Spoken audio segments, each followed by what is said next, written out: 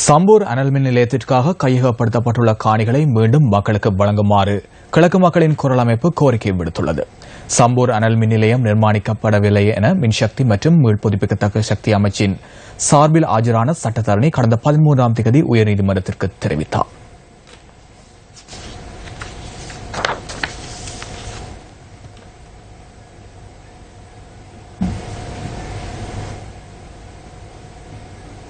ජනතාව කාලයක් තිස්සේ අකණ්ඩව විශාල අරගලයක් අරගෙන ආවා.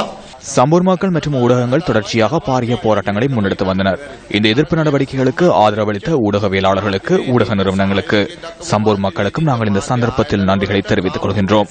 மக்களுடைய 505 ஏக்கர் காணிகள் கையகப்படுத்தப்பட்டுள்ளன.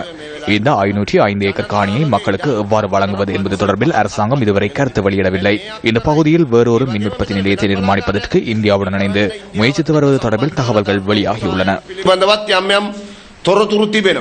சம்பூர் அனல் மின் நிலையத்தை நிர்மாணிக்க முயற்சித்த போது தமிழ் தேசிய கூட்டமைப்பு நடந்து கொண்ட விதம் தொடர்பில் விமர்சனத்துக்குள்ளானது. මූලික කාරණය තමයි දෙමළ ජාතික සන්ධානය විශේෂයෙන් සම්බන්ධන් මහත්තයා ගත්තොත් මේ දිස්ත්‍රික්කයේ ඉන්න ත්‍රිකුණාමල දිස්ත්‍රික්කයේ ප්‍රධානියා. சம்பந்தன் திருகோணமலை மாவட்டத்தின் தலைவர். அவர் பொதுமக்களின் பிரச்சினை தொடர்பில் கவனத்தில் கொள்வது குறைவு. இந்த பிரச்சினை மாத்திரமின்றி மற்ற பிரச்சினைகளிலும் இவ்வாறுதான். அவரிடம் இருப்பது தேசிய மற்றும் சர்வதேசத்தின் கதை, கலந்துரையாடல்கள். பாராளுமன்றத்தில் கதைப்பதும் அதுவேதான். அதிகார பகிர்வு தொடர்பில் மட்டும்தான் கதைக்கின்றார். இந்தியாவுடன் அவருக்கு கொடுக்கல் வாங்கல்கள் உள்ளன. இந்தியாவுடன் இருக்கும் கொடுக்கல் வாங்கல்கள் காரணமாக இந்தியாவுடன் தொடர்புடைய திட்டம் என்பதால் இந்தியாவுடன் பிரச்சனையை உருவாக்கினால் கோபப்படும் என்ற காரணம் இருக்க முடியும். வேறு காரணங்களும் இருக்க முடியும். இந்த பிரச்சனைக்கு மக்கள் பிரதிநிதிகள் சரியாக தலையிடவில்லை என்பதை நாங்கள் முன்னரே ஊடகங்களுக்கு தெரிவித்திருக்கின்றோம். மக்களுக்கு நீதியை நடைமுறைப்படுத்தவில்லை. அவ்வாறு நடந்திருந்தால் நாங்கள் இதில் தொடர்புபட தேவையில்லை. மக்கள் பிரதிநிதிகள் மக்களுக்காக பாராளுமன்றத்தில் இது தொடர்பில் கதைக்கவில்லை, ஆர்ப்பாட்டம் நடத்தவில்லை. என்ன காரணம் இருந்தாலும் மக்கள் பக்கத்திலிருந்து பிரச்சனையை பார்க்கவில்லை என்பது தெளிவாகும். මොන හේතු තිබුණත් ඔවුන් ජනතාවගේ පැත්තෙන් ප්‍රශ්නය බැලුවේ නැහැ, ගත්තේ නැහැ කියන එක ඉතාම පැහැදිලි. சம்பூர் அனல் மின் நிலையத்திற்கென 505 ஏக்கர் காணிகள் ஒதுக்கப்பட்டிருக்கின்றன. உச்சநீதிமன்றத்தில் அறிவிக்கப்பட்டதன் பிரகாரம் சம்பூர் அனல் மின் நிலைய திட்டமானது கைவிடப்பட்டுள்ளதாக அறிவிக்கப்பட்டுள்ளது. எனினும் இந்த அனல் மின் நிலைய திட்டத்திற்கு மாற்றீடாக எரிவாயு மின் நிலைய திட்டம் ஒன்று முன்வைக்கப்பட்டுள்ளதாக நாங்கள் அறிகின்றோம். அப்படி என்றால் இந்த எரிவாயு திட்டத்திற்கென மீண்டும் நீங்கள் சுற்றுச்சூழல் ஆய்வறிக்கையை மேற்கொள்வீர்களா? இந்த எரிவாயு திட்டத்திற்கென இவ்வளவு காணி, அதாவது 505 ஏக்கர் காணிகள் தேவைப்படுகின்றனவா? சம்பூரில் இருக்கின்ற 62 குளங்களில் 12 குளங்கள் இந்த 505 ஏக்கர் பிரதேசத்துக்குள்ளேயே வருகின்றது. இந்த மக்கள் மீன்பிடியும் விவசாயத்திலும் தங்கியிருக்கும் இந்த மக்கள் இந்த 12 குளங்களையும் இழக்கும் அபாயமும் ஏற்படுகின்றது. எமது காணியை அரசாங்கம் பலோத்காரமாக காணியை விட்டு வெளியேற சொல்லி வழக்கு தாக்கல் செய்து அந்த வழக்குகள் இப்ப நீண்ட நாட்களாக நடந்து கொண்டிருக்கிறது.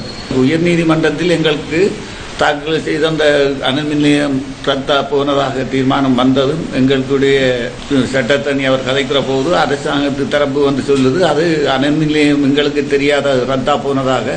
இந்த தமிழ் தேசிய கூட்டமைப்போ ஏதோ எங்கள் விதமான இந்த அனல் மின் நிலைய பிரச்சனையை வந்து யாருமே கதைப்பதில்லை. ஆனால் நாங்கள் படுற துன்பத்திலே இவங்க பங்கு பெற்றுவதற்கு இவங்க இல்லை. இவங்க இந்தியா சில கைப்புமைகளாக இருக்கிறதால மக்களுடைய பிரச்சனைக்கு சும்மா முகம் காட்டி கொடுப்பதாகத்தான் இருக்கிறாங்க. இல்லாமல் மக்கள் பிரச்சனைக்காக தீர்வு இவங்க இதையும் தருவதாக எங்களுக்கு தெரியவில்லை.